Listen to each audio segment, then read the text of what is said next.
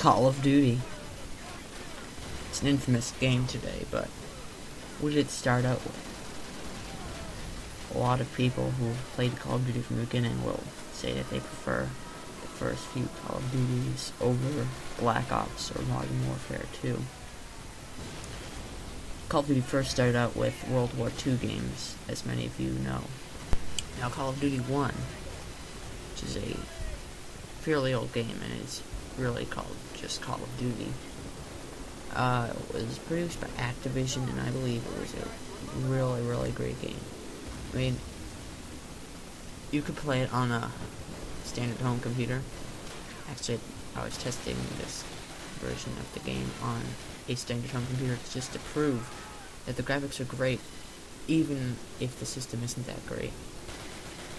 Now, these are the highest quality settings that can go, so imagine if at that time you bought the game and it was a bit laggy on an $800 computer. Today you can have a $200 computer and there's no lag at all. Now, the gameplay is very nice. I was just playing the trial. I wasn't actually buy the game yet, but based on the trial, I would really like to buy the game. The weapons are great. You know, you can actually hold 3 weapons. I usually like to have a rifle, an SMG, and a pistol. The pistol you can only change between the Colt and the Luger, the German pistol. And you also get grenades, and you can hold massive amounts of grenades from the American grenade to the German grenade. There's also Russian grenades from here in the Russian campaign, or British grenades in the British campaign. After all, let's read the little description right here. GameStop. Call of Duty. You have the American D-Day paratrooper. You go to a British Special Forces officer, and you finally become a Russian tank commander. So there are a good number of missions, 24 actually, and they span 4 different campaigns. So it's really fun, I think. I also think the weapons are great because, especially in sniping, which unfortunately is not in this demo, you can just look right down your scope. And when you're reloading the bolt-action rifle, it doesn't even look out of the scope. You'll notice that when I'm aiming down the sight, after reloading, it goes right back to aiming down the sights. Also, you can change types of modes. You can have like fast auto and slow auto for stuff like the Browning automatic rifle, which is shown right here, which is probably one of my favorite weapons. I mean, you get a quick little burst and you get an enemy down. Very accurate, very nice.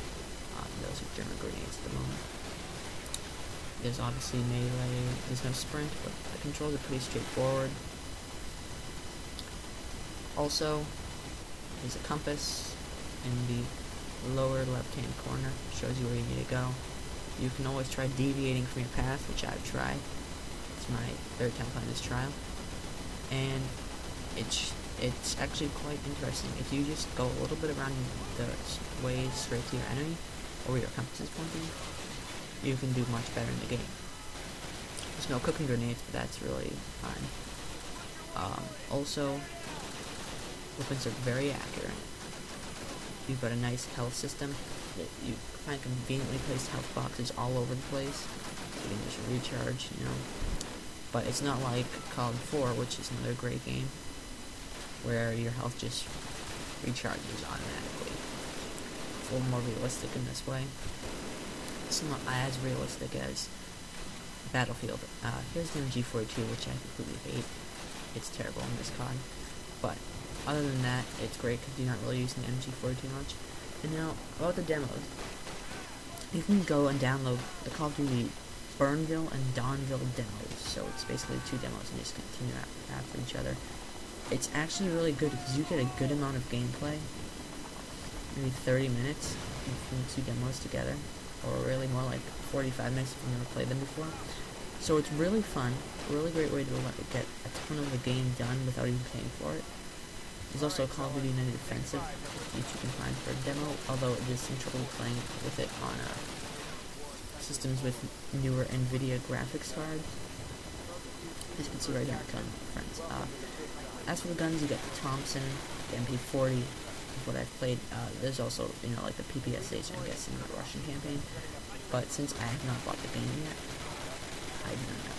However, I really think people make fun of this game. Oh, it's old, it's terrible. No. Call of Duty, the first Call of Duty, is probably one of the best games ever. I highly recommend buying it. There is a reason got a 10 out of 10 rating on many websites. Just go look it up. There's links in the description. Got a nice Word document I made up of some several reviews placed together with system requirements, which are very low. I doubt you have 128 megabytes of memory. Here's the FG42. Very great gun. Pretty much all the guns in the game are great. They're comparable to other CODs, being much better than other CODs. Like, here's a Thompson. It's very accurate, super fast reload. FG42. It's just got amazing speed and power. I think this is one of the best games ever. If you're not a gamer and you don't have a really fast gaming computer, this is a great game to buy. Cheap, $20. Along with, you could get Halo, Combat Evolved, 2 old games that work perfectly on a system with 4 gigabytes of RAM. Not that fast of a computer. And that will be the end of my review. Once again, links in the description. Thanks for watching. Subscribe, and please buy this game. You'll love it. You will love it. And there's still multiplayer going on out there. And it's only for PC, just so you know. So, yeah, PC's better than Xbox.